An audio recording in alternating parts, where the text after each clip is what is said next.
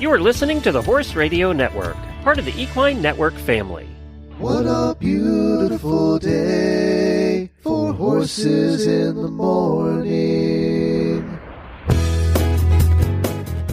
You are listening to the #1 horse podcast in the world. Here's your entertaining look at the horse world and the people in it.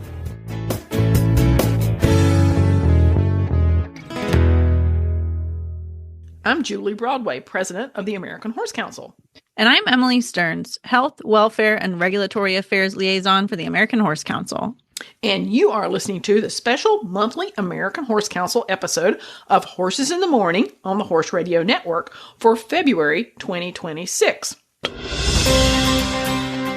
It's time to hear from the American Horse Council in this monthly episode of Horses in the Morning. Did you know that there are over 300,000 mules and donkeys in the United States? We last chatted about these long-eared, big-hearted folks in 2024, so it's time to give them some more love and some more attention.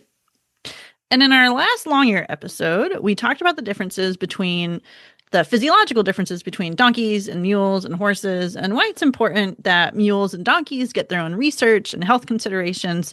And this round, we are going all in on the long-ear side of the industry. Totally. We are here to support all equines, donkeys, mules. Everybody's so important, and their contributions are great as working animals, companion animals, recreational animals, competition animals. The list goes on and on, Emily. Yeah, and I remember when it made big news that the first mule was competing at the U.S. Dressage Finals all the way back in 2014. And I went back to look it up just for this episode. Her name was Dinah, and her rider was Laura Hermanson. Oh, and that was a really big deal, I think. Yeah, and I even found they did a little documentary about it called Dinah Does Dressage that was hosted on Vimeo. I will post the link in the show notes. It's a little old, so sometimes the link was being a little fussy for me, but it's a pretty fun watch. Well, I have to say, so mules and donkeys are used in a lot of different ways in our industry. They can be pack animals, and also on the working side of things, there's a carriage operator in New Orleans exclusively only using mules. Yeah, and he said that the drivers report they handle the heat and humidity much better than the standard heavy draft horses and have all the strength without the heft. Yes, so I shouldn't say the word very cool, because it's not necessarily cool in New Orleans, but our guest today is our old friend, Dr. Amy McLean, and she's here to talk to us about all aspects of long ear competition. Mules and donkeys are being used in a lot of different disciplines. And so first, we want to get a word from our sponsor for this first part of the episode. So our episode today is brought to you from Zoetis. They are a proud partner of the American Horse Council and have been supporting horses, riders, veterinarians, and others for over 70 years. That's including all the mules and donkeys. They offer all of over 50 products, from industry-leading vaccines to expert-recommended dewormers and other equid health solutions. Zoetis is always by your side to help you to do what's right for your equid. So visit ZoetisEquine.com to learn more. We're excited to welcome back Dr. Amy McLean, long ear extraordinaire. Dr. McLean, please take a moment to introduce yourself and your work in the long ear world. Well, thank you, Emily, and thank you, Julie, for having me today. It's always exciting to talk about mules and donkeys and to talk about kind of the fun and the competitive side of these great long-eared and interesting creatures. I'm at the University of California, Davis. I'm an associate professor here in the equine science program. And my concentration of research is on donkeys and mules. Travel to a lot of developing countries. And in my spare time, when I'm not riding or showing my mule, Big Star Sarge, I try to donate my time to various charities that work with working equids, which are a lot of donkeys and mules around the globe, such as the Equestrian Initiative and the American Fawn Duke. Awesome.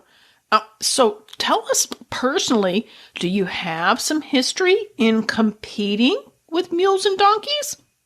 Well, that's a great question, Julie. Yes, I do. So I try to ride daily. I'm an equestrian and I compete with my mule Sarge at a lot of different open horse shows where we're allowed. And he's also been very competitive on the mule circuit.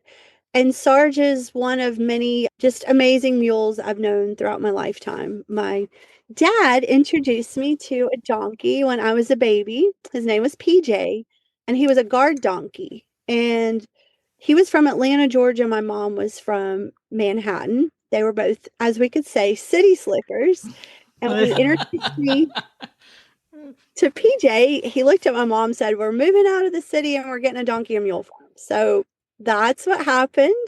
My parents are very spontaneous, knew nothing about mules and donkeys, which is really interesting because a lot of owners today fall into that category. They've never owned a horse, they've never owned, a large animal, and they end up getting a donkey and then they get a mule or vice versa.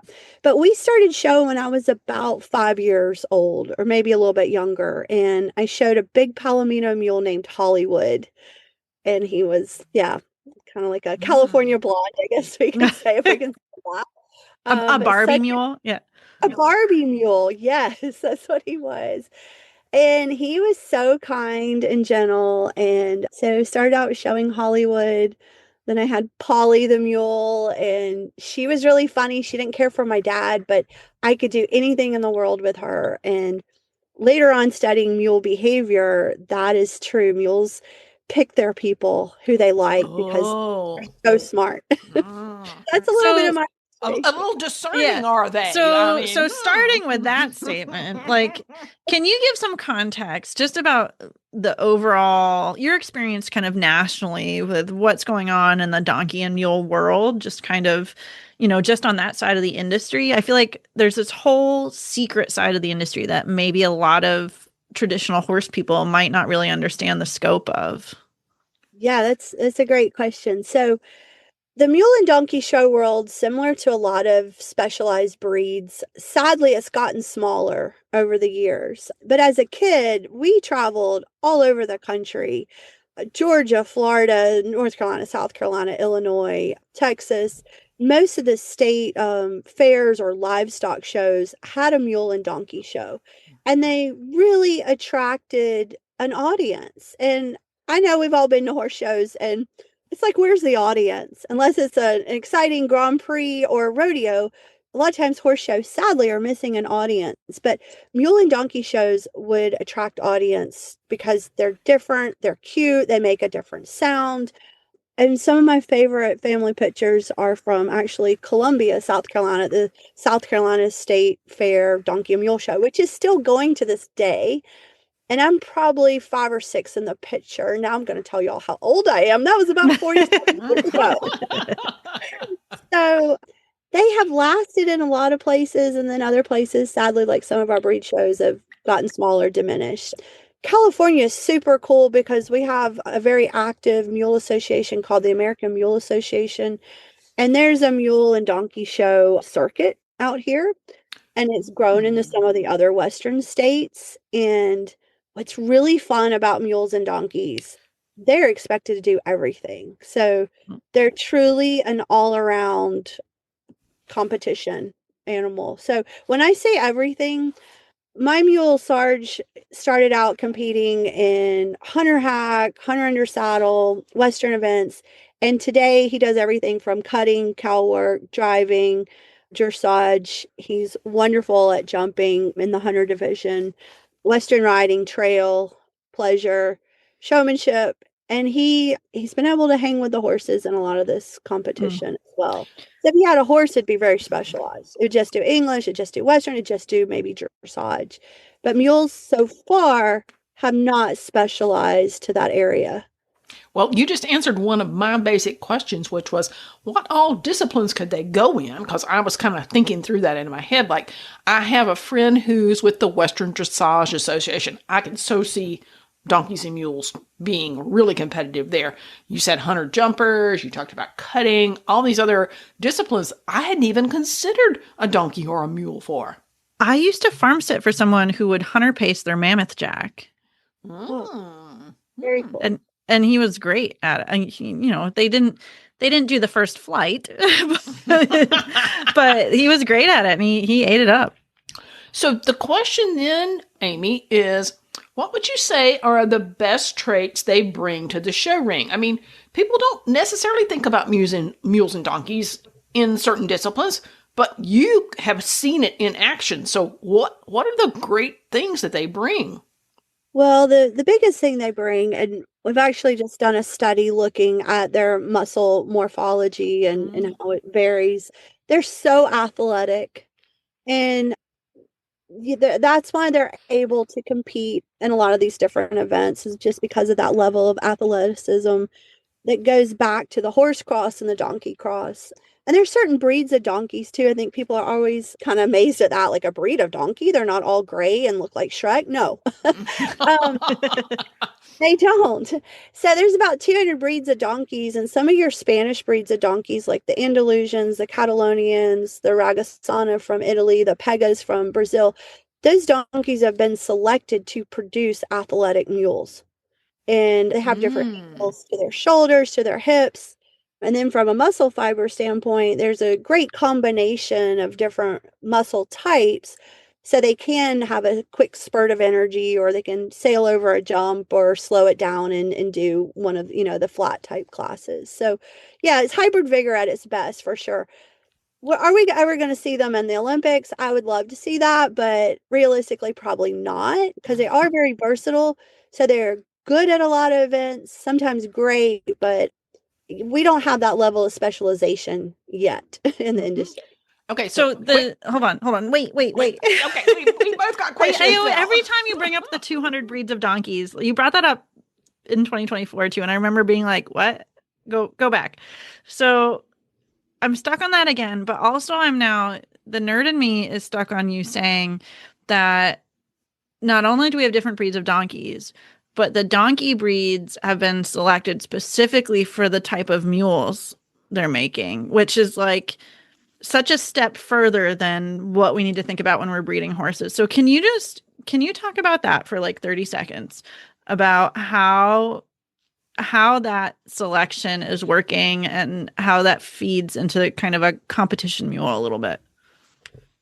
Yeah, so again, just like horses, the donkeys are being selected to be taller, more athletic, different angles to their shoulders, their hips, longer necks, because donkeys traditionally have a short neck and a very upright shoulder, upright pelvis to walk around a desert with their boxy hooves so they don't sink and to not expend a lot of energy.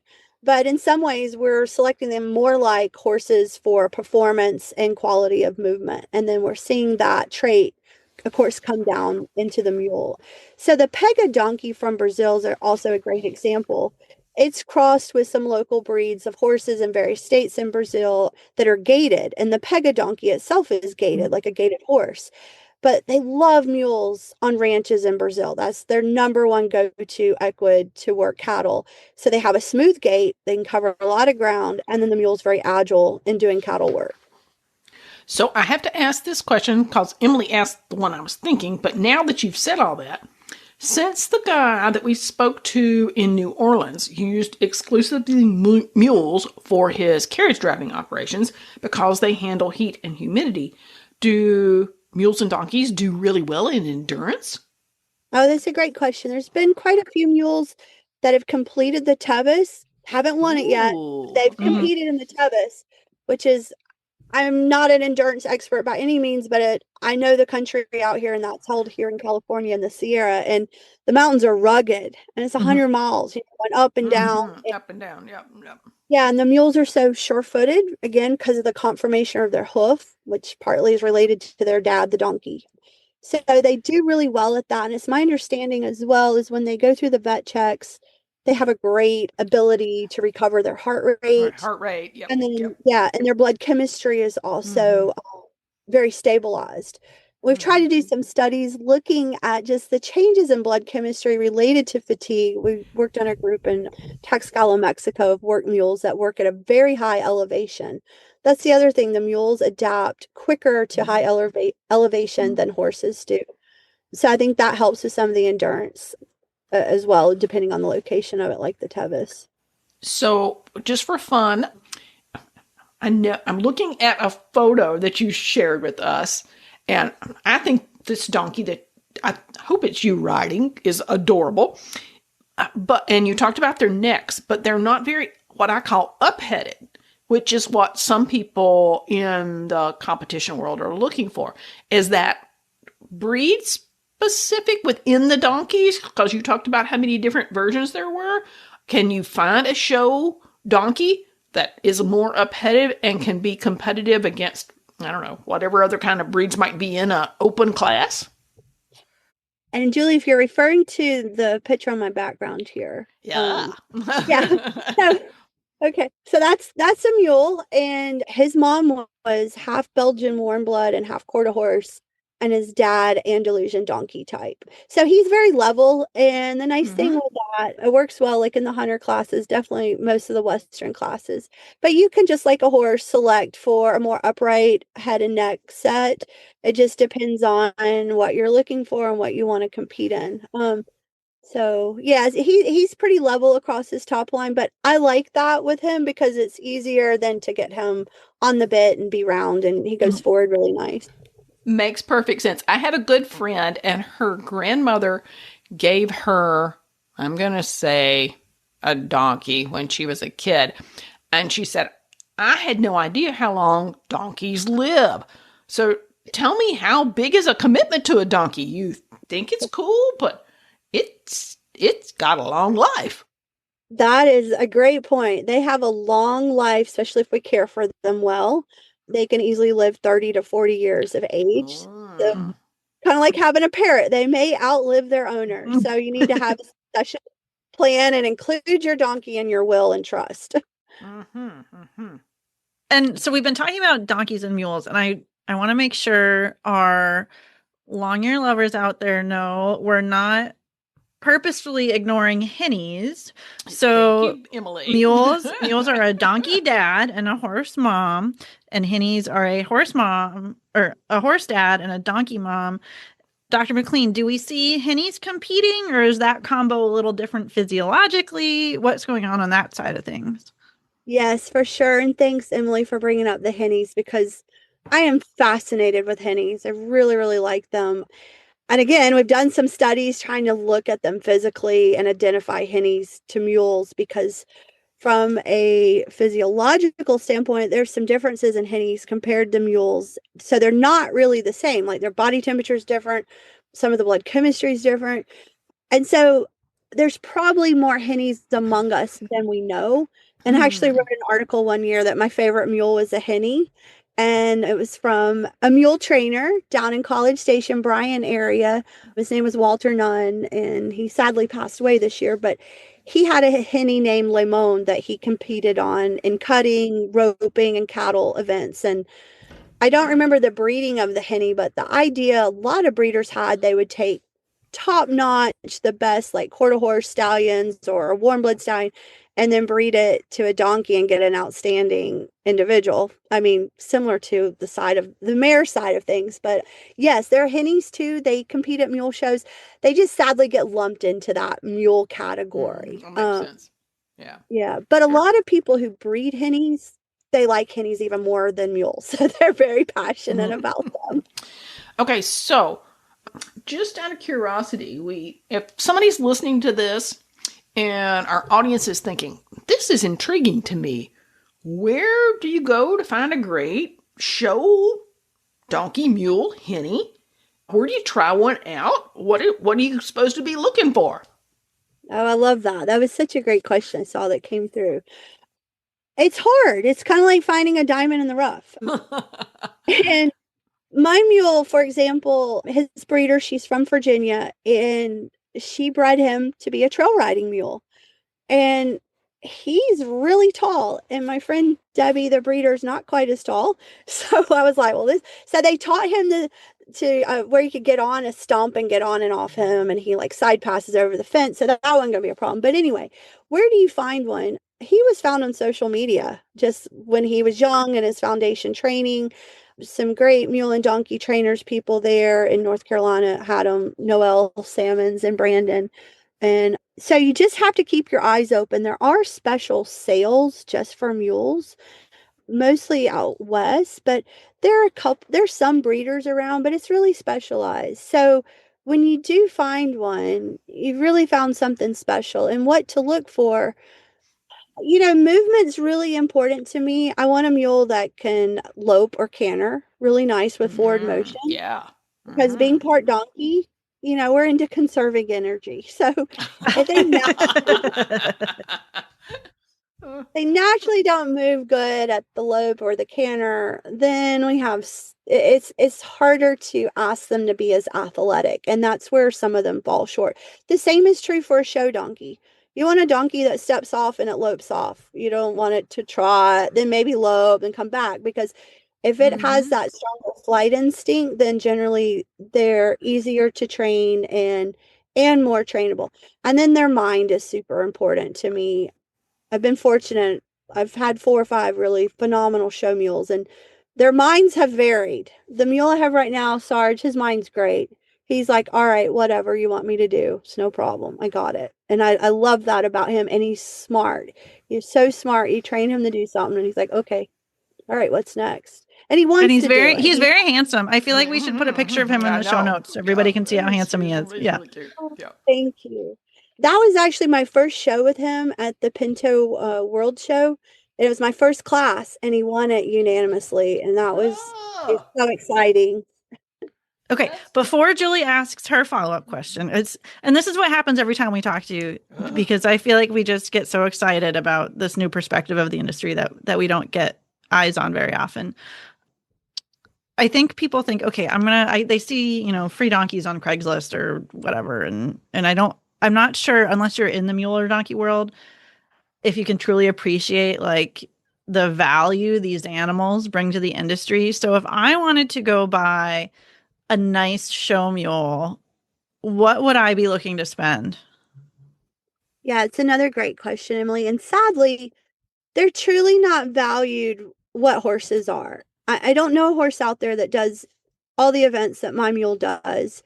And if I wanted to buy a quarter horse that did at least 2 or 3 of the events that he does very well, you're easily going to spend 6 figures, $100,000, $200,000, if you can even find one. But in our mule world, some of the more expensive show mules have sold for like 40 or 50,000, and they're good mules. Are they the best mules? I don't know. But on average, most mules are bringing about $20,000 to $30,000, and which I think is still a lot more than what people might expect. Yeah. Yeah, totally. But again, from a horse standpoint, that would be $100,000 horse. So I dream of the day that they're worth what horses are, because it also takes a lot of time and effort to train them to do all these events.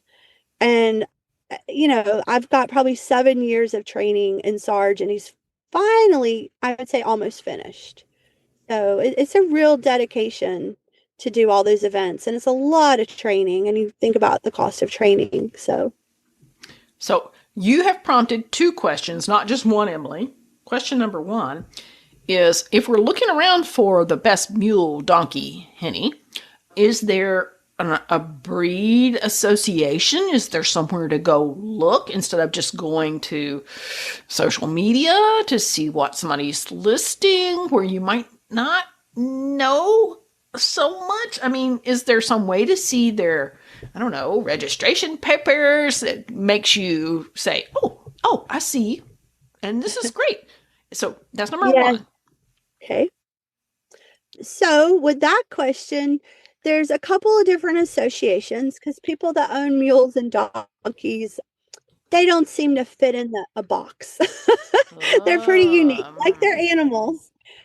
So the Nationals, which is a North American Saddle, Mule, and Donkey Association called NASMADA. It used to just be NASMA, but then it was like, you know what? Donkey plays an important part in producing mules, or part of the show, so it became NASMADA. Anyway, their national show is in Tennessee, Harriman, Tennessee. It used to be in Shelbyville, but it's moved to Harriman. And I think shows are good places to go meet people in the industry. You've got donkey breeders there, you have mule breeders there. You can see the animals in action. You can see some of the trainers. That show is in July. That's a good place to go. The World Mule Show is in Bishop, California. That's in May. There's breeders, there's competitors there as well. And then there's the American Mule Association, and they have some sanctioned shows. If you go to Texas, you have a Texas group, the Southwest Donkey and Mule Society. So it's somewhat regional. There's two big national organizations, but it's still somewhat regional. And like I said, getting mule and donkey people to conform sometimes is a bit of a task. Okay, so I'm just going to put a little plug in, folks, that when I was looking for my last dog, I wasn't sure what breed I wanted, and I had a friend, and she introduced me to some regional dog shows where I can see lots of breeds, see them compete, help me figure out sort of what worked for me. So I encourage you, check out what Amy is suggesting. When you go to one of these things, you'll see lots of things, and you can totally say, this one, you can meet people, you can sort of delve into the thing. My second question, before Emily gets back on track here, is, are there some crosses that are better? I mean, do you put a donkey or a mule together with Morgan or a quarter horse? Or is there, if you're trying to get a particular, I don't know, personality, for lack of a better word, a particular mindset, is there some formula? And I think, so this is a really good question, because you talked a lot about, Amy, about how the donkeys are being bred to produce better mules. So are there horses being bred to produce better mules? Mules? Yeah, there you go. I don't know. What do you mean you don't know? You're the expert. I don't know. I really like that idea. I feel like from the horse world, I always get the question, hey, our horse has all these genetic disorders. Can we breed it and make a mule? I'm thinking, no, we don't want that in the mule world. Yeah, okay, fair enough. Okay. So, yeah, you definitely, the mare counts. The mare power to me is so important. Oh, yeah. And people forget about that. They get so excited about the stallions and the sires. And yeah, that's important too, but it takes two great individuals to hopefully produce another secretariat, right? And with mules or hennies, you have one chance. You can't go back and keep breeding and breeding and trying to refine whatever it is your heart desires. So in my opinion, you better pick the best of both worlds. And again, with the donkey and a jack, or even a Jenny, if you're making a henny, the mind, the attitude, the way they move, all of that's super important to me. And people forget that. They're like, oh yeah, it's a pretty black donkey. Great. Is it really pretty? Like, how long is its neck? How does it move? Because that's going to be translated in its offspring. And the same way with the mares. I mean, pick an outstanding mare. And I know some probably breeders, warm blood breeders, or even quarter horse breeders would just scowl at that idea. But it's another use for that breed. And again, you're going to make one hopefully amazing individual. And so whatever, if you want to breed to a Morgan, you want a Morgan mule, sure, go right ahead. I personally, I love this warm blood quarter horse cross with Sarge. This has worked out really well. In the past, my mules have been out of quarter horse mares or appendix bred type quarter horse mares, and they seem to be more trainable. So again, I've had mules that have had a little bit of like halter bloodlines, but also more performance. And that seems to help, because then you get nice conformation, but then you also get the mindset of the performance horses. So Amy, tell us, what is your favorite show memory with your mule, donkey, henny? Oh, my favorite show memory. Oh my gosh. Oh, there's been a lot of them. I think though this memory with this mule here, Sarge, at the Pinto World Show in Tulsa, Oklahoma, was really special because it was my first time I got to show him. So I was so nervous. And I had an amazing mule named Wild Bill that I lost in 2014. He colicked, his stomach ruptured. He walks off the trailer. The vet's like, oh, his heart rate's only 50. He looks perfect, but couldn't be saved. And he had just won the world, the all around 3 times in a row, and he'd won everything under the sun. But it took 7 years to find another really special individual, and that was Sarge. And he wasn't for sale. And his owner, Debbie, cried when she sold him to me, and I loved it. So she's like a sister now. And anyway, when I got to show him, he had been shown, but every time he showed, he won. And so now it's my turn to get to show him. And I was getting over COVID. This was in November 2020. I was getting over COVID, and he had just had a surgery on his hock. He'd gotten a splinter in his hock. And Idaho Equine did a wonderful job. I just shout out to them for getting him back on track and being a stoic mule. We kept going, what's wrong? What's wrong? I was like, something is wrong. This is orthopedic. Anyway, so we had all those challenges, and this is the first time I'd shown him, and he went in and he won. And that was really special. I saved my number from that. And he is won. I don't know about you, but I bought a horse a couple of years ago that had won and won and won. And I'm an amateur. And so the first time I went in the ring with this horse, I had so much anxiety, so much nervousness, because I was like, this horse has had such a great career. I don't want to be the one to break this. So I totally get where you're coming from. Like, yes, that's well, and I have not bought mules in the past because of that. But Sarge was starting out on a clean slate. He was a 3-year-old when we bought. So, but like I said, he went in the show ring. He went in the Denver stock show. He won all of his junior classes. I don't remember where we went from there. I think it was Reno, and then we went to Tulsa, and yeah, so the pressure was on, but he's just really been a star. The past year, he's won a couple big high points against horses, and that's been really fun. We actually stopped showing the mule circuit last year to try our hand at something different and to keep challenging ourselves. And the horse show world out here has been very welcoming and open arms to us coming and showing. So I greatly appreciate that. Well, so then this is a good segue to our last question, because I think there was some news about rules being changed so donkeys can compete in USAF hunter jumpers maybe, but what still needs to be done for us to see more mules and donkeys in the show ring, and maybe kind of relay that to why we don't see a lot of mules in the show ring with horses right now?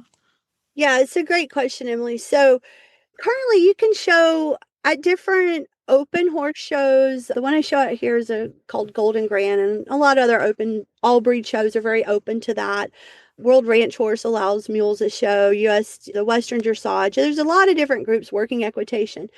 If you want to go to a USAF or a USHJA show, you can show in dressage and you can show in jumpers, but it's not available yet to show in the hunter ring. And we're hoping one day they'll open that up as well. And there's been a rule proposal on that. It's past the first level of USHJA. And again, people wanting to show their mules at horse shows. It's not about really beating the horses. It's about exposing more people to mules. And it's just another area, because not everybody lives in California where there is a mule circuit, or, where some of these state fairs. So people just want to get out and enjoy their animal, just like you want to enjoy whatever breed of horse you have. So yeah, I would just encourage you to look at some of the shows in your area. Schooling shows are a great place too.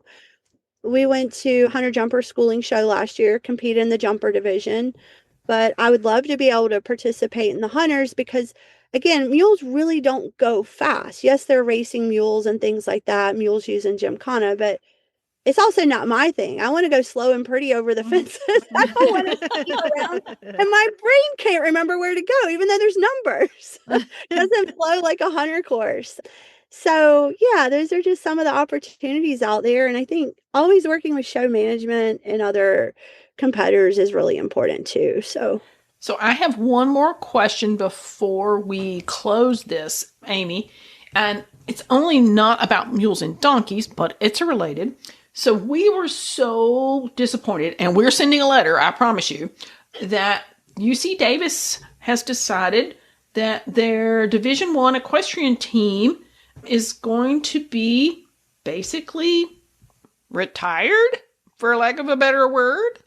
And so I didn't know if there were any mules and donkeys that were used on the team, and or if you have some advice or suggestions other than us letter writing and campaigning to get people to understand that the pipeline for our young equestrians are these programs that come through the universities like this. These make our elite equestrians, going forward. So, thoughts?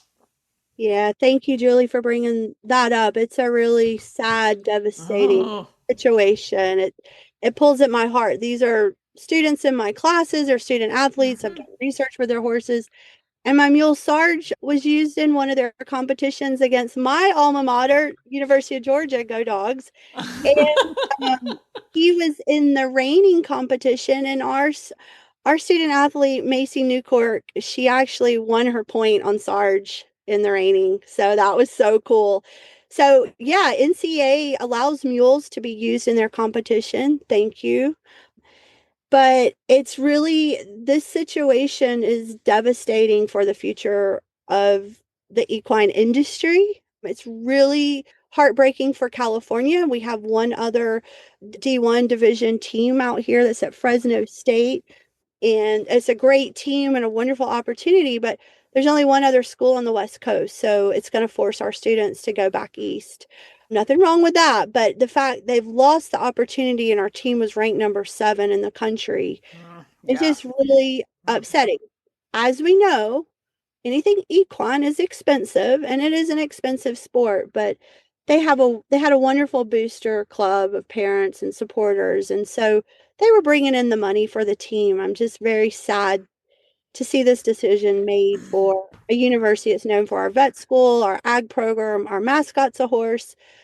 And I was so excited when the team was actually brought here. I was on the first search committee for the coach. And like I said, it's just very, very sad.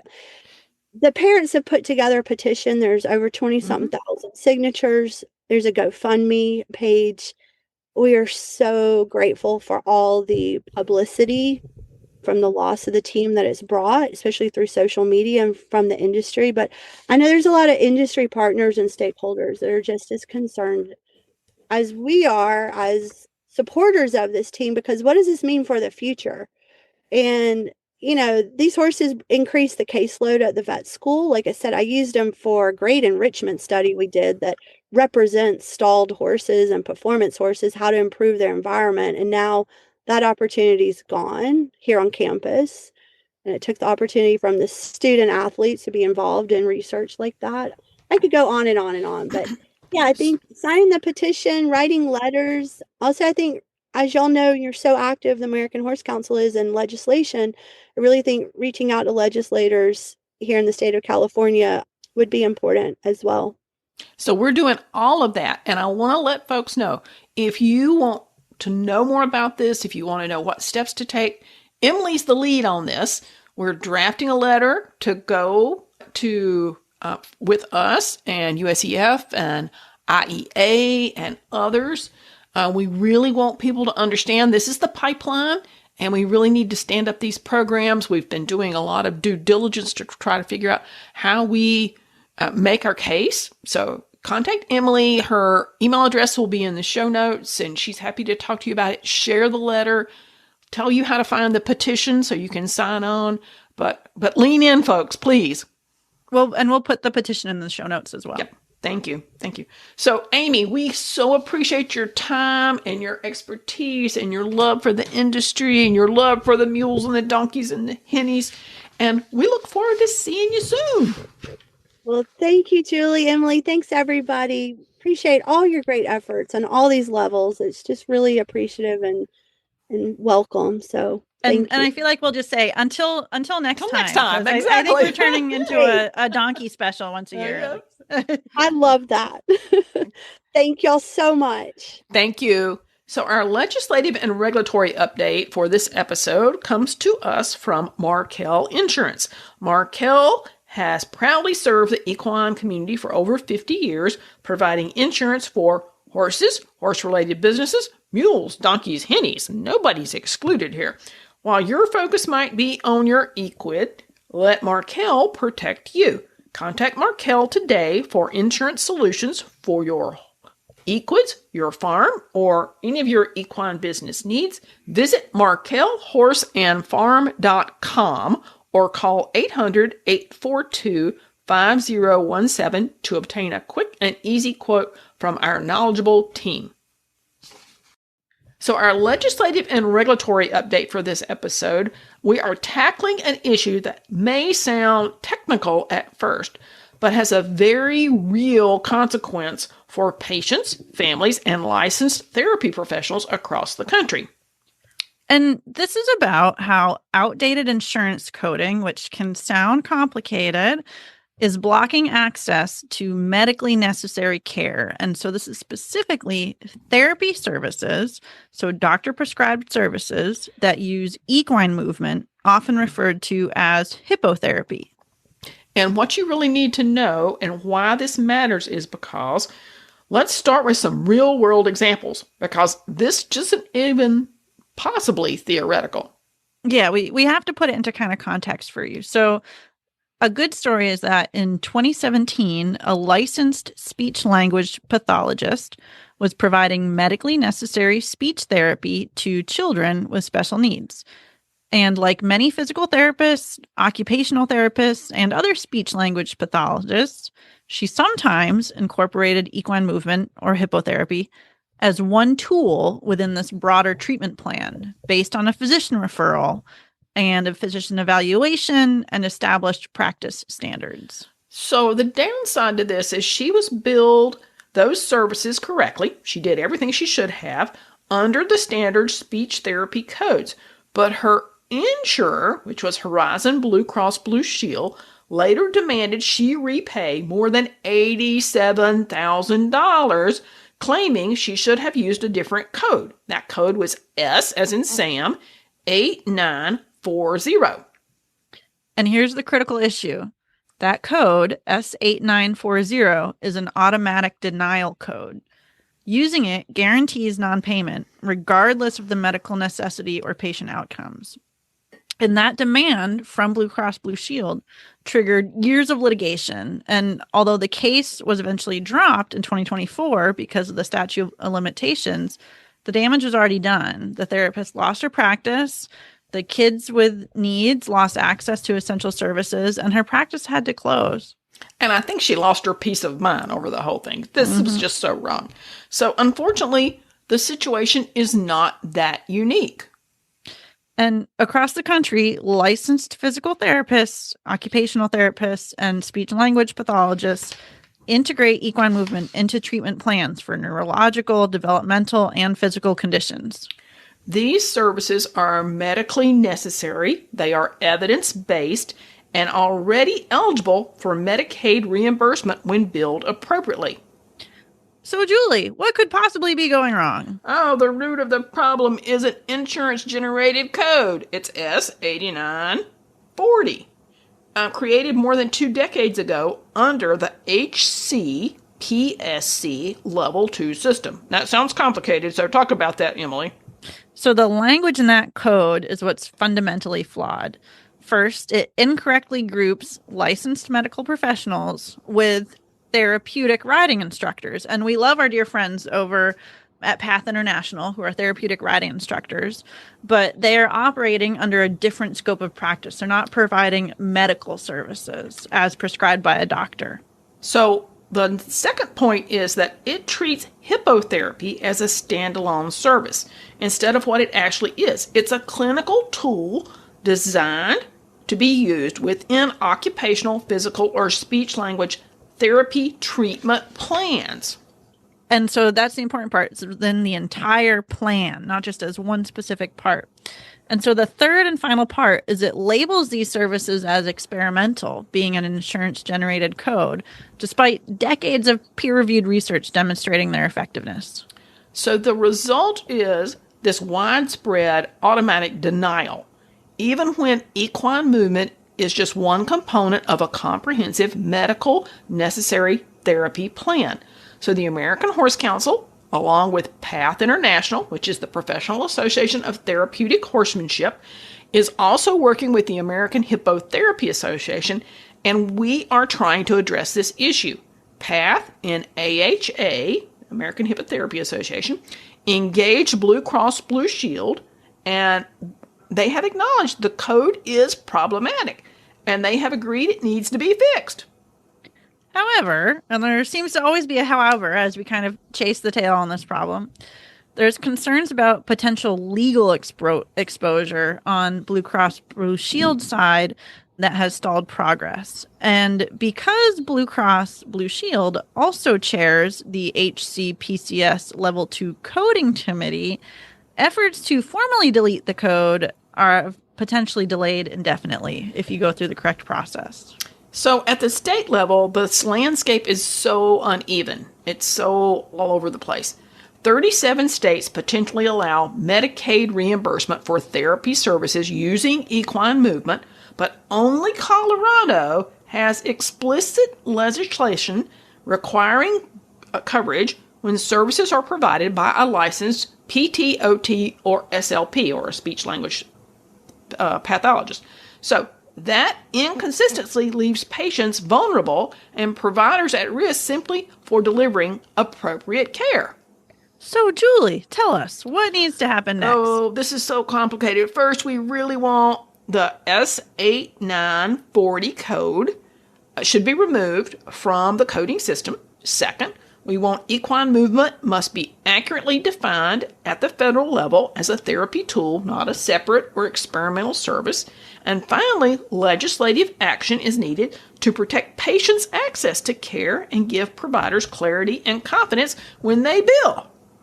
So at its core, this issue is about patients and making sure they're getting the appropriate care and not about the paperwork associated with it. Absolutely. When outdated insurance language overrides clinical judgment, children lose services, families lose support, providers are pushed out of the system. The American Horse Council is going to continue working with our partners to fix this because access to medically necessary care should never hinge on something like a poorly written code. But we also need all of our friends out there in the horse industry to stay up to date on this issue because we guarantee you there's someone you know out there being affected by this. Thank you for joining us today. We'll provide more numbers and links and information in the show notes. We invite you to support our beloved industry and join the American Horse Council. You can earn a free subscription to our monthly newsletter, which shares the latest in all legislative happenings, federal, state, and a whole lot more information that horse owners like you need to know about. And you can follow the American Horse Council on social media. You can find us on Facebook, Instagram, X, formerly Twitter, and LinkedIn. And you can also subscribe to this podcast's RSS feed, and you can subscribe to Horses in the Morning on any podcast player and find all the shows, including ours, on the Horse Radio Network at horseradionetwork.com. And as we wrap up, we'd like to say, as we always do, we are hashtag here for horses, but also mules, donkeys, and hennies. Talk to you next month.